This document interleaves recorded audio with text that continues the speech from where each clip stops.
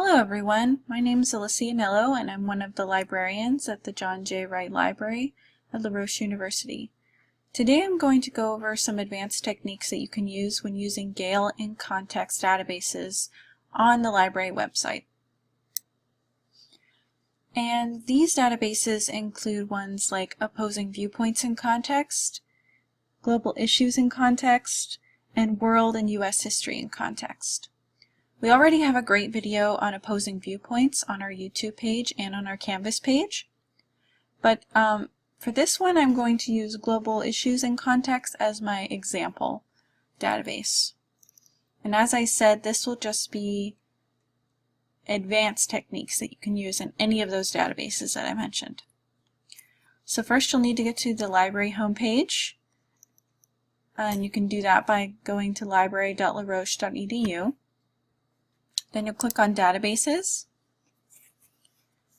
and to find global issues in context, you can either find it in the business section of our databases, right here, or you can also find it in the history and political science section. And that's also where you can find U.S. history and world history in context. And global issues in context will probably look very similar to you to opposing viewpoints.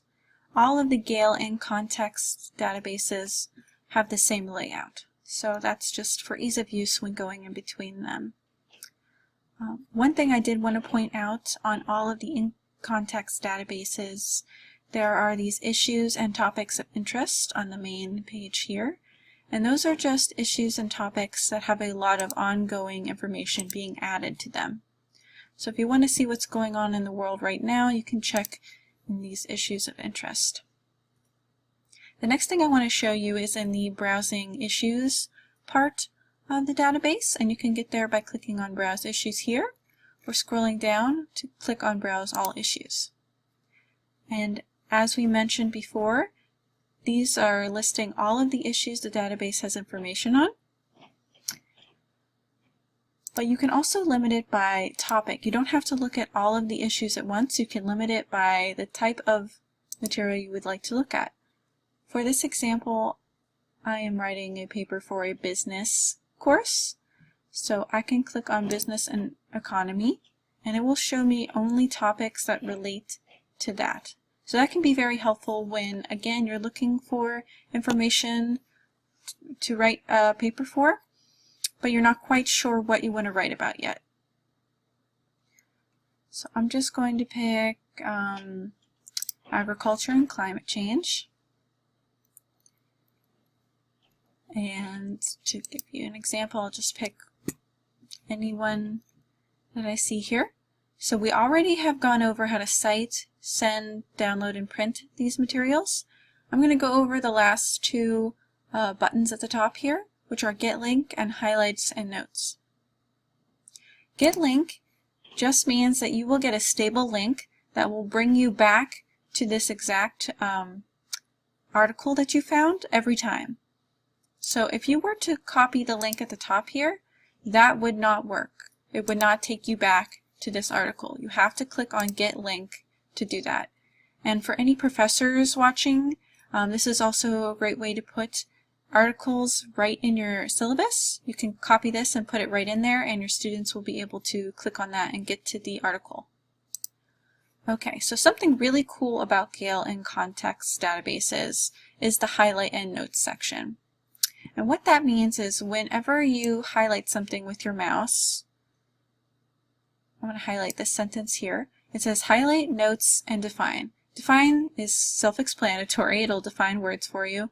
But if you click Highlight, you can select a color to highlight the text, and it'll highlight that text for you, as if you were highlighting it in a physical book. You can also hit Notes here, and then add notes about the material that you've highlighted. So I'm going to say main points here, saying that this is helping the main point of my argument that I would be making my paper. So you can hit Save, and now if you look up here, Highlights and Notes has one note added to it.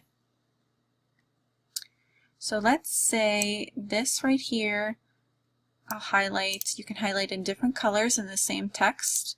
I'll highlight it in a different color and I'll say this is an example. I'll save that, and then there are 2 highlights and notes here. And you can see them at any point if you click on that.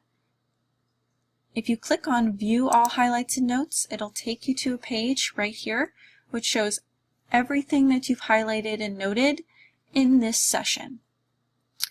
So that can be really helpful for you to get all of your thoughts and notes down about material as you're researching. It's really great. You don't need to stop and write it down in a physical notebook or in a separate Word document. You can have it all in the same place. Up here we have things called labels, which can be helpful to label the color of your highlights. So as I said, I'm going to label the purple as my main point and the pink as my examples. So that way I would look at these quickly and be able to tell, oh, this one's about main points and this one's about an example. So that can just be another little helpful tidbit for these highlight note sections. Another great thing about this is that it creates a bibliography for any material that you make notes from.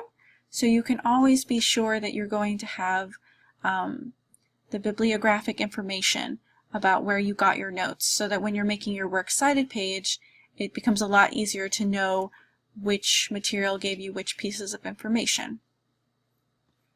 You can also send these materials, these highlights and notes, to yourself using one of these 3 options. You can also print it and you can download it.